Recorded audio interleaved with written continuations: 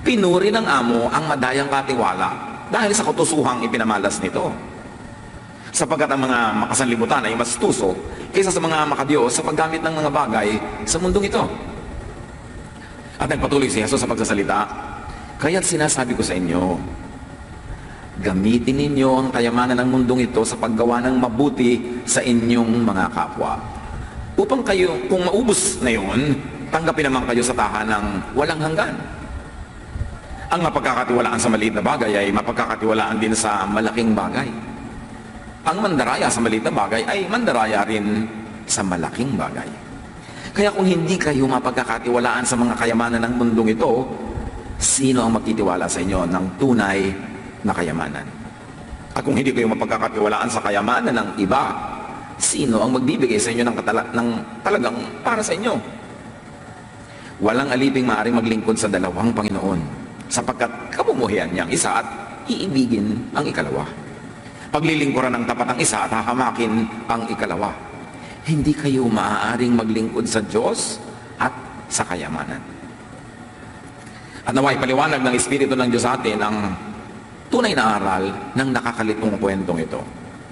Isa-isahin natin at hanapin natin ang ginintoang butil ng mga aral dito. Luke 16:1-2. Jesus said to his disciples, a rich man once had a manager to take care of his business, but he was told that his manager was wasting money. Siyempre, lagi may nagre-report, may nagkukwento, at nakarating sa tenga ng amo na naglulustay ng salapi ang kanyang manager. We are not told by Scripture if this was verified, if this was really checked and found to be true, but there was this accusation. So the rich man called him in and said, what is this I hear about you? Tell me what you have done. You are no longer going to work for me. So on the strength of the reports, yung amo, tinatanggal na niya ngayon sa trabaho itong kanyang manager. Noong unang panahon, ang mga trabahador ay nakatira sa bahay ng kanilang amo, ang mga among mayayaman, may compound, maraming nakatira doon, pero wala naman mga sariling bahay itong mga ito. Buti pa sa Pilipinas, may aliping na mamahay. Itong mga aliping sa gigilid. Wala silang sariling mga tahanan. So if you're fired, it means wala kang bahay, wala kang kakainan, you have nothing, you will be out in the streets.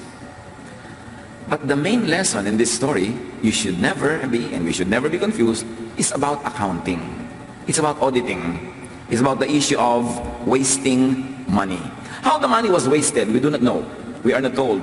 Yung ba ay wasted on extravagant projects for the same amo? Yun ba ay kinupit? Yung ba ay itinanim ng mga walang bunga? Yung ba ay nasayang sa mga maling mga projects? Basta, wasted. Nakataya dito ngayon, position, yung kanyang salary or its equivalent, tenure. Ang lahat ng ito pala ay walang katiyakan. Pwede ka matanggal kahit anong oras. Luke 16:3-4 sa pagpapatuloy. The manager said to himself, what shall I do now that my master is going to fire me? I can't dig ditches and I'm ashamed to beg. So ang pinoproblema nitong manager na matatanggal ay how to secure himself. Hindi niya problema yung issue of wasting money. Ang pinoproblema niya ngayon, paano niya sisuguruhin ang kanyang kalagayan matapos siyang tanggalin. Verse 4, I know what I'll do, so that people will welcome me into their homes after I've lost my job. So papalayasin silang amo sa bahay na yon. Ang kailangan niya, ibang titirhan. Ibang magiging amo niya, ibang kukup-kup sa kanya. So he's problematizing about finding security. At ang security na hinahanap niya, hindi yung magkapera siya at tusmasan niya kanyang sarili, kundi may mga taong matuwa sa kanya para kupkupin siya kung pinalayas na siya ng kanyang original amo. The same verse in the easy-to-read version says, I know what I will do. I will do something to make friends, so that when I lose my job, they will welcome me into their homes.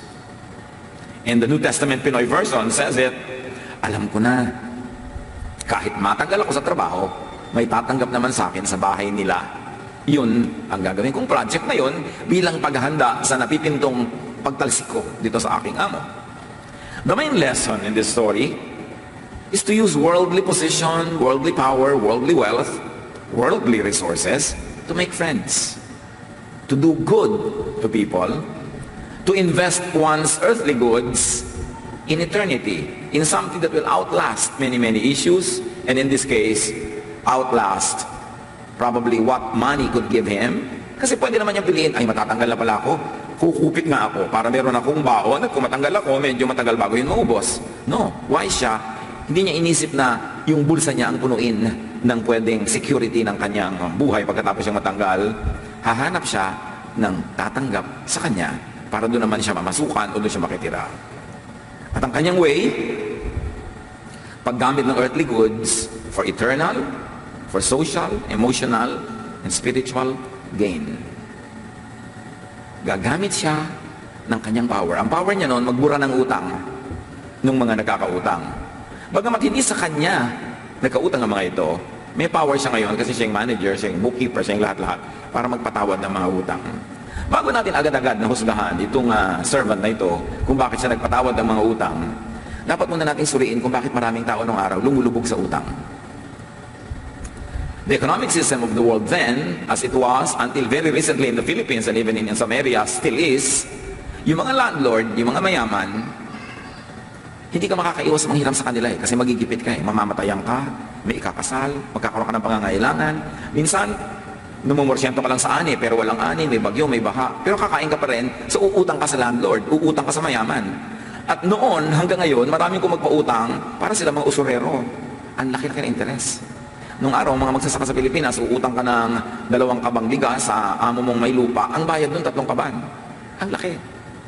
Kaya yung uutang ka, next year uutang ka ulit dahil meron na naman pangangailangan, meron na kasakit, lulubog ka ng lulubog ng lulubog.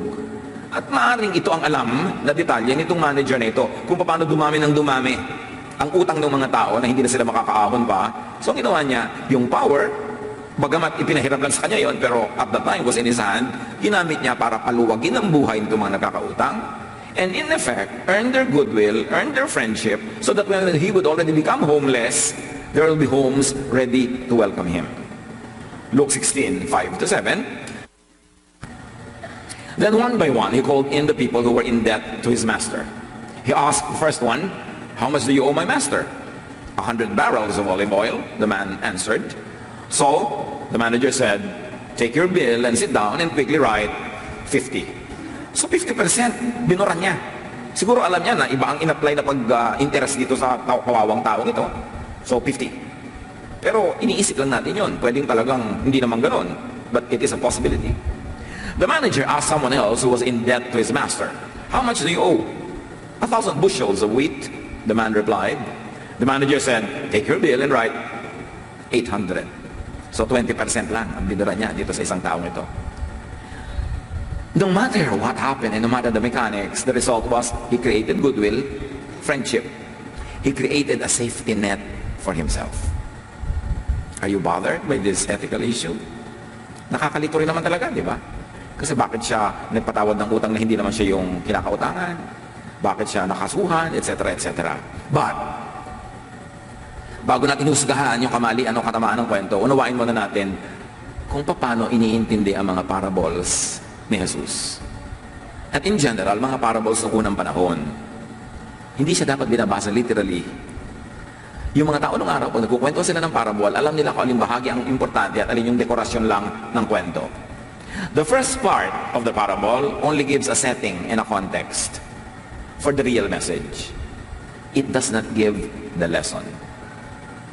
Halimbawa, yung may amo, tinawag yung kanyang yung manager, nagpatawad ng mga may utang, hindi yun ang lesson. Hindi yun ang pagkukuhanan ng lesson.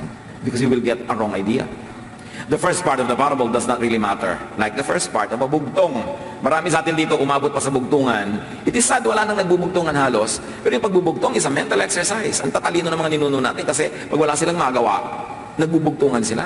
Nag-iisip, mga riddles. Kailangan gamitan mo ng utak para mamalutas.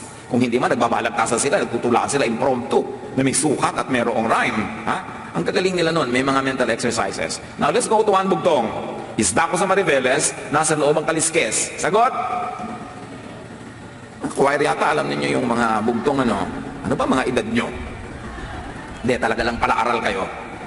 Isda ko sa Mariveles, nasa loob ang kaliskes. Ang sagot, sili. Bakit sili? Yung mga buto ng sili, nasa loob para mga kaliskis ng isda. Okay? So, yung isda ko sa Mariveles, baliwala yun ang first part. Hindi mo yung pinapansin, hindi yung kasama sa riddle. Kasi kahit isda ko sa Tondo, isda ko sa New York, won't change the answer. But the important thing is the second part, nandun yung ideya, nasa loob ang kaliskis. So yun ang mahalaga, hindi yung part 1. Heto na si Ingkong, bubulong-bulong. Sagot? Bubuyog. Di ba? Bubulong-bulong. Ngayon, kahit na ito na si tita, ito na si lola, ito na si Madonna, walang kinalaman niya sa bugtong. Ang mahalaga yung bubulong-bulong. Kaya lang, alam mo magbubugtong ka, sabi mo sa pinsan mo, may bugtong ako sa'yo. Ano yun? Bubulong-bulong. Kulang naman, lagi mong dekorasyon. Kaya, eto na si Ingkong, bubulong-bulong. Pag ang pinakinggan mo, yung Ingkong, hindi mo masob. Kasi yung mali ang tinitingnan mo, yung Ingkong, doon sa bubulong-bulong na tumingin. Ganon din ang pagbasa ng parabol. Eto na si Kaka, bubuka-buka ka. Ano sagot? Gunting, hindi balerina. Ano ba naman kayo? Gunting. Pero walang kwenta yung heto na si Kaka, kasi pwede yung heto na si Vilma, heto na si Nora, heto na si Amalia. Hindi pa rin masosolve yun. Kailangan yung bubuka-buka ka. Nandun ang idea.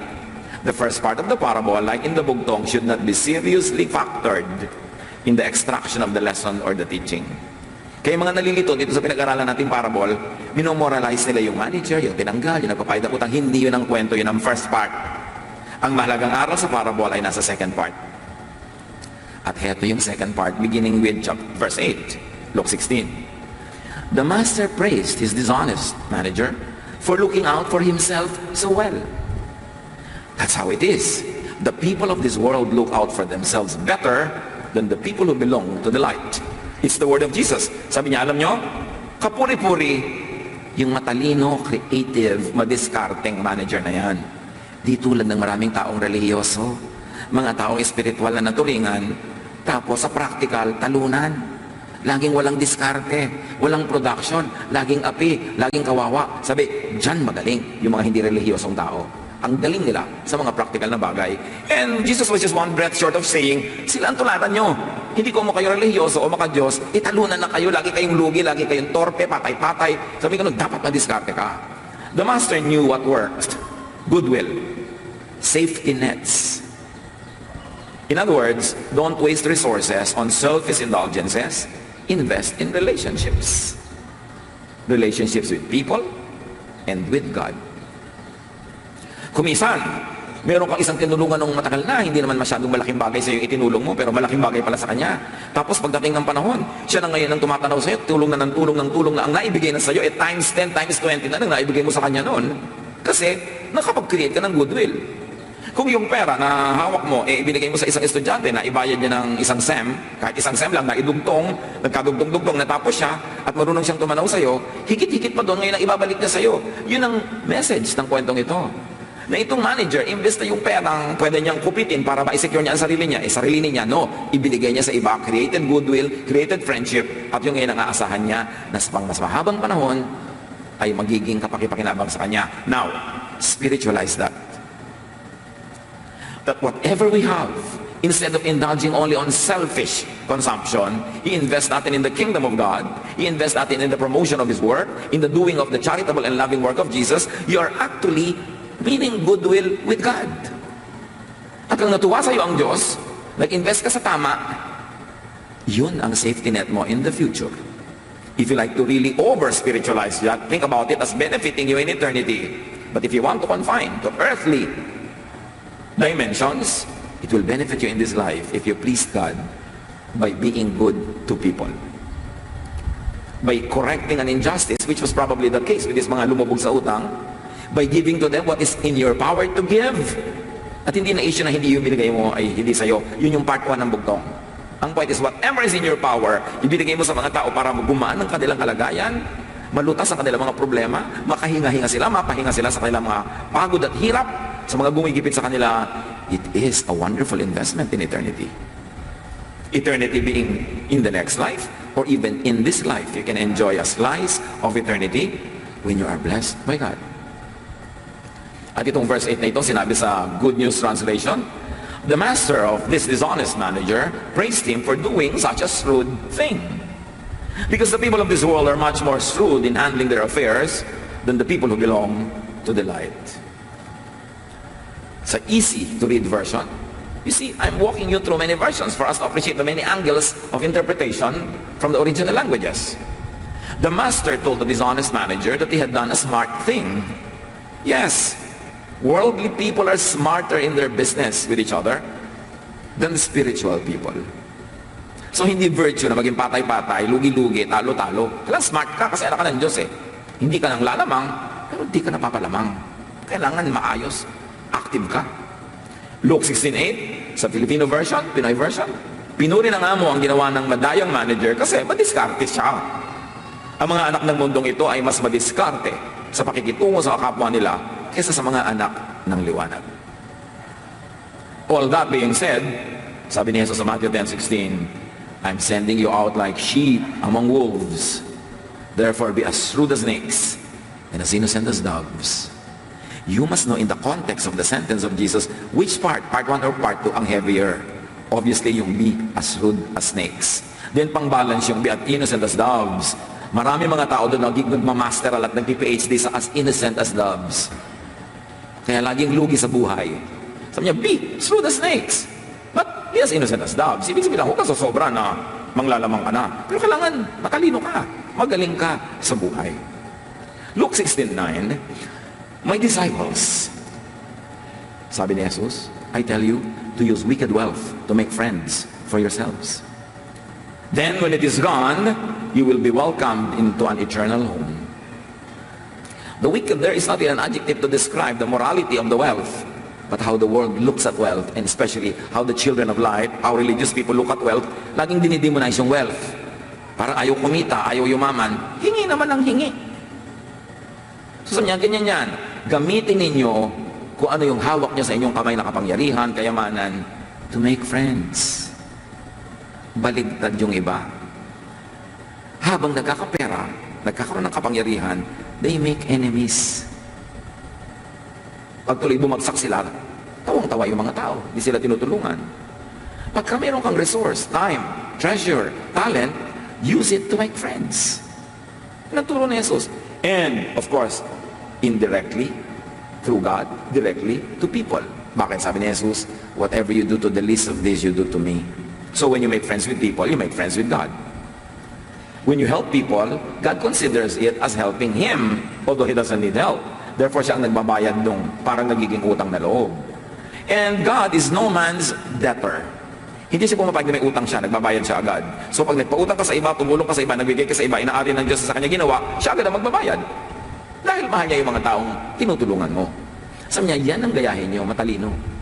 Meron siyang konting kapangyarihan, bago nawala yun, bago naubos yun, in-invest niya in developing friendships and relationships with people, and indirectly, which is really the true lesson, a relationship with God. The method here of how he did it is not the main issue. That's part 1 of the story. But the shrewdness, the wisdom to not rely on earthly goods for future security, in fact, to use earthly goods for future security, that is the lesson of the story. What do you do with your earthly goods? What do you do with your time, your talent, your treasure? Pag nagka-treasure ka ba, naghahanap ka agad ng matutulungan, mapapaluwag ang loob, mapapagaanan ng dalahin, o bibili ka agad ng mga branded items para siya inggitin. Pagkakakain ka ba, meron kang pambili, naiisip mo agad na, makabili ng extra, maibigay sa waiter na to, iuwi niya sa asawa niya. O magpapabalot ako ng extra, paglabas ko doon, may mga pulu-pulube, maiabot ko. O, pipicturean mo agad ng pipicture kung gaano kamahal yung pagkain mo, ilalagay mo agad sa Facebook, at sinabi mo sa mga kaibigan mo na high school, Kitam! Diba? Ang yaman-yaman ko na ngayon. So, what do you do? Pag nag-display ka ng mga ganyan sa mga social media, is it to inspire people to do hard work so that they too can afford these things? Or is it to just display wealth? What do you do with the earthly resources? Binabantayan pala ni Jesus. At pag matalino kang gumamit ng resources, na ang ending, you made friends, you helped people, it is a good investment in your eternity. And even in your here and now. Luke 16:9, the same verse in the easy-to-read version. I tell you, use the worldly things you have now to make friends for later. Then when those things are gone, you will be welcomed into the home that lasts forever. The home of God, the presence of God, eternal life. Meron palang value sa eternity, lahat yung ginagawa natin in this life. In the New Pinoy version, sinabi ko sa inyo, gamitin nyo ang pera ng mundong ito para magkaroon kayo ng mga kaibigan. Para pag naubos na yun, tatanggapin kayo sa tirahang walang hanggan. Sino ang tatanggap sa'yo? Yung mga tinulungan mo, yung naging kaibigan mo. At kung di man sila, ang Diyos ang tatanggap sa'yo. Yun ang true wisdom. Use worldly resources for emotional and spiritual gain. Kailangan ito ng konting concentration, mga kapatid. Sinabi, pag ginawa mo ito, you will have a slice of heaven. It is good for your eternal life. Now, eternity is not only after you die. Eternity is every time, all the time. So in this side of life, when you do what is pleasing to God, God's presence becomes very powerful in your life, that the effect of that presence becomes great blessings that could be measured, could be felt, could be seen, could be tasted. Then you have a slice of eternity here and now. You experience heaven here. Kaya nga, ang turo ni Jesus na prayer, Thy kingdom come. Hindi sinabing, bring me, Father, to your kingdom, kasi mamamatay ka na noon. Ang prayer, bring your kingdom down to me where I am at this time, right now.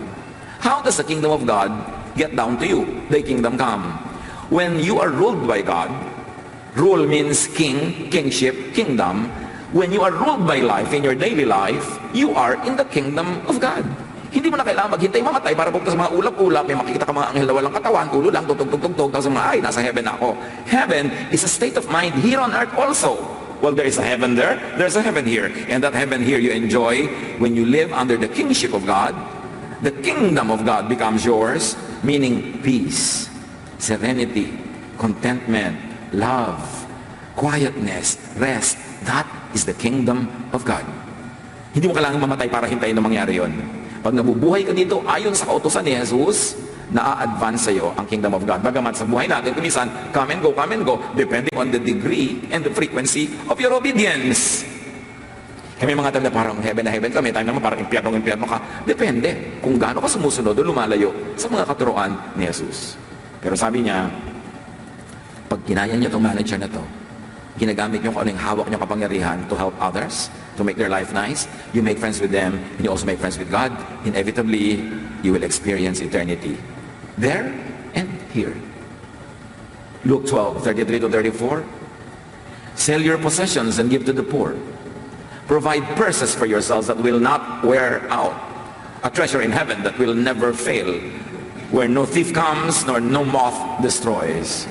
For where your treasure is, there your heart will be also. Importante yung sinasabi dito ni Jesus.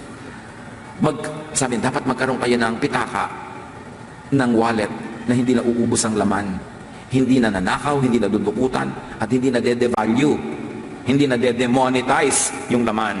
At ang tinuturing niyang wallet, puso, ang laman, godliness, goodness, kindness. Sabi ko nun, pag yan ang wallet mo at yun ang laman, walang makakanakaw niyan. Kaya yung mga taong gumagawa ng mabuti, ginagamit nila yung kanilang resources, time, talent, and treasure sa paggawa ng mabuti, pinapayaman nila yung wallet na yon. Through what? Kasi masarap ang feeling. Ang tunay na mayaman na tao, yung masarap ang pakiramdam. Kahit walang pera. Ang tunay na mahirap na tao, yung kahit may pera, walang masarap na nararamdaman. Puro guilt, alalahanin, worry, jealousy, stress. Ba't ka pa naging mayaman? Useless. Sabi ni Jesus, where your gather for yourselves treasures in heaven. Again, yung heaven, hindi lang yung gagawa ko ng mabuti dito para may medalya ako sa langit. Maglalagay ako ng treasure sa langit, dito ko i-deposit. Well, there is truth in that. The more immediate meaning is, ang langit ay ang puso mo. Ang langit ay yung utak mo kung saan naghahari ang Diyos. Kasi yun ang kaharian ng Diyos, yung utak mo. Sabi ni Jesus, don't look for the kingdom of God here or there. Sabi niya ganun, the kingdom of God is within you. Ang tunay na paghahari ng Diyos, wala sa mga ulap, wala sa mga planeta, nasa isip mo. So pag yung puso mo pinaghaharian ng Diyos, ang utak mo, ang takbo ay maka-Diyos, the kingdom is within you. Sabi ko nun, at doon ka mag-invest sa kingdom na yun, ibig sabihin, kung may lakas ka, meron ka magagawa, may power ka, ang payamanin mo, yung nararamdaman mo, yung emosyon mo, yung kapayapaan mo, yung espiritu mo, kasi yun ang tunay na yaman na walang makakanakaw. We've got to understand the deeper meaning of heaven, of eternal life, of eternity. Hindi lang yung pagkamatay mo, tsaka pa lang. Dito, nandun na yun. Thy kingdom come, thy will be done on earth as it is in heaven. And the secret is in obeying the teaching of Jesus. Number one, na kanyang obedience, love others. When you use all of your resources to love people, you are entering the gates of heaven. kahit hindi ka pa namamatay. Yung ligaya mong makita sa ngiti ng isang inabutan mo ng tulong, yung nagpasalamat sa iyo, yung mabalitaan mong may napabuti ang buhay dahil ginawa mo ng mabuti, that is heaven on earth. Yun ang tunay na kayamanan na hindi nananakaw. Huwag tayo masyado maging literal na para ako magkaroon ng kayamanan sa langit, pupunta ako sa mga bundok, maghuhuli ako ng mga tribu at gagawin ko Kristiyano at lulublog ko sa tubig para mabaptize, para may kayamanan ako sa langit. Meron yon. Pero hindi mo na kailangan mamundok para kayamanin ang tunay na langit sa buhay mo. Yung puso mo, gumawa ka ng mabuti. That is the main issue of the story here. In reverse, sabi ni Jesus sa Matthew 16:26, what good will it be for someone to gain the whole world, yet forfeit his soul? Or what can anyone give in exchange for their soul? The immediate reading of many people here is, ano mapapala mo na yumaman ka pero yung kaluluwa mo nagpunta sa impyerno? That's a good reading. But there's another deeper reading. Anong mapapala mo na dumami ang iyong resources pero lumungkot ka naman? So yung impyerno dito, again, like heaven, hindi lang yung pupuntahan mo pag namatay ka, kundi a state of your mind. Anong mapapala mo? Sumikat ka nga pero lagi ka naman ngayon stressed. Anong mapapala mo na yumaman ka pero ngayon lagi kang defensive, hindi ka na tuloy makarelax? Anong mapapala mo na number one ka sa lamang lahat ng contest pero stress na stress ka to remain number one? Sabi niya, what will you gain if you gain the world but lose your soul, lose your feelings, lose your peace of mind? Hindi lang lose your spirit to the devil in hell, hindi lang yun. Laging maraming layers of meaning. These spiritual issues are not supposed to be oversimplified. Marami siyang layers of meaning. Matthew 13:45-46. Again, the kingdom of heaven is like a merchant looking for fine pearls. When he found one of great value, he went away and sold everything that he had and bought it. So what is a pearl of great value? That which brings the kingdom of God into your heart. That which brings love and peace and contentment and rest. So when you find it, value it. And sometimes you have to pay something for it. Luke 18 and 22. A certain ruler asked him, good teacher, what must I do to inherit eternal life? Again, eternal life here can be life there or a heavenly life here. Laging i-double nyo yung reading. Sell everything you have and give to the poor, sabi ng Diyos, and you will have treasure in heaven. Then come, follow me. Not everybody who seeks the kingdom of God is to sell everything to follow God. But in the case of this man, the hindrance to his following God was his wealth, his love for money. So sinasabi ng Lord, habang love mo yan, first love, hindi tayo pwedeng magsama. So, tanggalin mo sa buhay mo yan para maging first love mo ako. Kasi first love din kita eh. And then, we can be together. And we know the rest of that story, that man left sad because he had great wealth. He chose his wealth more than build a relationship with God. However, people can use their wealth in reverse to build the relationship with God and with people. So nasa sayo yan kung anong gagawin mo. And wealth is not always money. It's time, talent, treasure, any power at your disposal. Luke 16:10-11. Anyone who can be trusted in little matters can also be trusted in important matters. But anyone who is dishonest in little matters will be dishonest in important matters. If you cannot be trusted with this wicked wealth, who will entrust you with true wealth? Sabi, pera lang, hindi ka mapagkatiwalaan. Paano ipagtitiwala sa iyo ang espiritu? Paano ipagtitiwala sa iyo ang langit? So, dyan man lang, pumasa ka muna. So, ang tunay na dinaya ng sinasabing nandaya na manager is yung earthly amo niya, which could be the symbol of the world and worldliness. So, hindi masamang dayain yon. Ang dinaya niya is isang mandaraya, isang nakakadaya, isang pag nagpadala ka sa kanya, yung pera magiging Diyos mo, kahit manggipit ka ng iba, yun ang dinaya niya. Hindi tao, idea, greed, materialism. Yan ang binetray nito manggagawa na pinuri ni Jesus. Luke 16:11. Kung hindi kayo mapagkakatiwalaan sa kayamanan ng mundong ito, sino ang magtitiwala sa inyo ng tunay na kayamanan, ang kaharian ng Diyos? Luke 16:12. And if you cannot be trusted with what belongs to someone else, who will give you something that will be your own. Yung paano ba the talents? Isa binigyan ng malaking puhunan, isa medium, isa small. Yung binigyan ng medium din ang tinubo. Yung big din ang tinubo. Yung binigyan ng small, wala siyang ginawa. Binangon lang niya yung puhunan niya sa lupa. Hindi niya pinarami. Nagalit sa kanya yung master. Lahat kasi ng binibigay sa atin, dapat pinaparami natin eh. Matthew 25:26-27. His master replied, "You wicked, lazy servant. You should have put my money on deposit with the bankers, so that when I returned, I would have received it back with interest. ayaw ng Diyos na yung ibinigay niya sa'yo, isasoli mo lang ng walang kinita, walang binunga, at wala malang interes, zero. Mapapagalitan ka. At yung konting ibinigay sa'yo, babawiin pa at ibibigay yon doon sa marami na dahil siya ang nagpaparami. Kilalanin niyo ang Diyos sa mga ipinapakilala ni Jesus, ha? Hindi siya tolerant sa mga tamad, mga palasa, binigyan mo ng talent, ayaw gamitin yung talent, ayaw i-develop, babawiin yan. Ibibigay doon sa mayaman na, yayaman pa. Kasi ang gusto ng Diyos, laging nagmumultiply tayo. And you've got to invest all your talents in the heavenly bank, which is the work of Jesus. It doesn't have to be straight religious work. Maraming works in Jesus, magpakain ng mga mahihirap, mag-aruga ng mga kawawa, mag-alaga ng mga may sakit. It doesn't have to be in the name of any religion. Kasi beyond religion, yung mga gawa ni Jesus, Jesus is above religious identity. Luke 16:13, you cannot be the slave of two masters. You will like one more than the other, or be more loyal to one more than the other. You cannot serve God and money. Dapat you use your money to serve God. You don't sacrifice God for the sake of money. So, mukhang pinuri ba yung madaya? Mukhang panalo yung masama? Mukha bang crime pays? Of course not. That is not the lesson. The lesson is Colossians 3:2. Set your minds on things above, not on earthly things. Value human relationships more than money, and if you can use money to enhance human relationships, the better for everyone. The shrewd manager did this. Jesus made him an example for all of us. Matthew 6:19-20. Do not store up for yourselves treasures on earth, where moth and vermin destroy and where thieves break in and steal.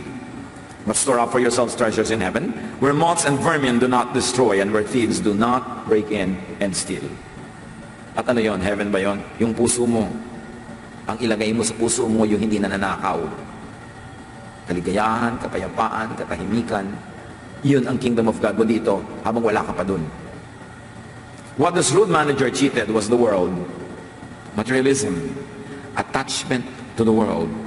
The shrewd manager betrayed the system. A corrupted system which should really, no one should be loyal to. Worldly resources are best spent or invested in what really matter. Goodwill and relationships, securing the future, and yes, even eternity future. Meron talagang heaven doon, meron talagang kabila. So dapat, nag-i-invest ka talaga doon. The best savings and security is not money, which will run out. If so, the manager should have saved money instead of just write off mga utang. The best savings, the security is not possession, it could be lost, but investment in good deeds. Investments in goodwill. Yung mga may utang sa parable, mga poor, mga gipit, mga kapos, mga mahina, mga oppressed, mga kawawa, they are the Jesus people. The people Jesus specially loves and cares for. Do the work of Jesus. Kayo mga kapatid, baka may mga may utang sa inyo na talaga namang hindi na mababayaran, burahin nyo na. Kung may konting ibabayad, so sabihin mo, o sige, 50 na lang ang utang mo, yung 50 wag na. O ikaw, 80 bayaran mo, may kaya ka naman, tanggalin na natin yung 20, iba-iba. Matuto tayong gayahin itong ginawa nito na magpatawad tayo ng mga utang. At kaya natin yan, lalo kung sa atin talaga may utang. O kaya meron kang galit, may ginawa siya sa'yo, utang yun eh. Patawarin mo na sa buong buhay. Aawayin mo siya, o magagalit ka, o magtatampo ka. Yung heaven mo, punong-puno ng bitterness, yung puso mo, punong-puno ng mga inis, galit, hindi heaven yun, hell yun. You've got to always create heaven in your heart. And it's only by doing the work of Jesus that that can happen. Secure yourself through and by investing in the wellness of your soul, your spirit. Yung mga tao, bigla-bigla na lang kumisang namamatay, naninigas, inaatake, kasi marami silang na-deposit sa puso nila ng mga negative things. Inis, galit, stress, poisonous yan. Hindi mo kailangan ikaw lagi ang maglagay, pero nilalagyan niya ng mundo, pag pinayagan mo, mapupuno. Ikaw ang magbabayad, because whatever you plant, you harvest. Ituloy nyo ang inyong isip, ang inyong puso na kaharian ng Diyos. Huwag kayo magpapasok ng mga panggulo, pampahira, pamparumi, kasi kayo rin ang magdadala. Because the kingdom of God is within you. Father, thank you. Thank you that we can be aware, that we can invest in what matters, in eternity over there, and in the goodness, wellness of our hearts, our emotions, our feelings here. Teach us to choose you over material things, to choose goodwill with people over money,